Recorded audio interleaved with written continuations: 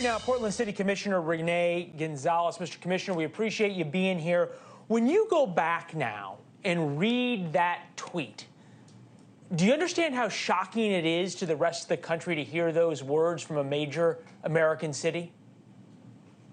Yeah, but our 911 systems are overwhelmed right now. And so we've got to confront this crisis head on. We need to alleviate livability in our city. So we need to take a strong stand in Portland livability, and the city council is doing that. How much of this is predictable and preventable as it relates to Measure 110? The decriminalization of drugs, it feels like somebody would have said, hey, we're going to end up having a bunch of people on our streets overdosing on drugs. Yeah, well, part of the issue was this big promise of addiction services that was supposed to come online. And unfortunately, this got rolled out in the middle of the pandemic when our health authority was already overwhelmed. But that's what voters were sold on, that we were decriminalizing addiction, that we would stand up substantial state-level addiction services. That just didn't come about. I think that was the surprise. What was predictable is that Measure 110 would attract certain elements to the city that were looking for that lifestyle. And as a city, we're taking a hard stand increasingly to push back on that now. I know you say you're taking a hard stand, and I appreciate that, but I can't help but think of the tens, if not hundreds of thousands of other residents who don't use drugs and who just want to be able to go about their daily lives and call 911 and get a police response. Don't they have rights too? They 100% do. And, the combination of Measure 110, Ninth Circuit law on outdoor camping has really tied cities' hands to address these issues. And frankly, we were probably too tolerant and accepting as a city, even without those things, on some of these behaviors that really destroy livability for everyone else.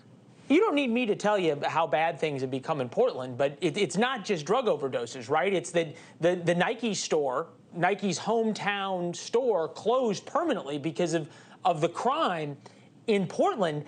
And now I understand talking about making open-air drug use illegal and trying to prevent camping and all these kinds of things. But isn't this a little bit like, forgive the cliche, but a drop in the bucket or closing the barn doors after the horses are out? This doesn't seem like it's going to really do what it needs to do to get law and order, for lack of a better term, back to Portland. Well, it's going to take multiple steps. There's no two ways about it. And you need all levels of government working in the same direction. We've been pushing certain forms of judicial reform for the last decade in the state and in our county. We're now paying the piper for that. Some well-intentioned things have had some really negative impacts, including early release of property crime perpetrators and even drug sellers. That was before Measure 110. So yes, multiple steps got us here, and multiple steps are going to get us out of this. But we do, when we passed the drug ban in the city of Portland, and arguably the most progressive city in the state, that passed 5-0. That tells you how much we're responding at the city level. But it's going to take a lot of little steps like that to turn this around. We are seeing some progress. You say little steps, and I get that you're a Democrat and it's a Democratic state, but don't you need like wholesale major steps, both at the state level and at the city level, of saying enough is enough? Like, I'm just wondering why are we taking such little steps when the problems are so huge? Well, it's because we got here with a number of different contributions, right? And to get out of it, it's going to take a number of contributions. I will say the big thing is that we need to recenter families and entrepreneurs and those who build organizations in our policy discussions. And we focus too much sometimes on the user, on the migratory homeless, and in defining who we should be building government around. So that's the big reset, that we need to center those who contribute and are just looking for a good place to live. I guess it's a little bit like addiction, right? The first step is admitting you have a problem. And if you are willing to come out and say that and do it publicly, you really have to be applauded, sir, because there's a lot of politicians who are not nearly that brave, and we sadly report on them often. So the moral courage is real, especially within your own party, sir.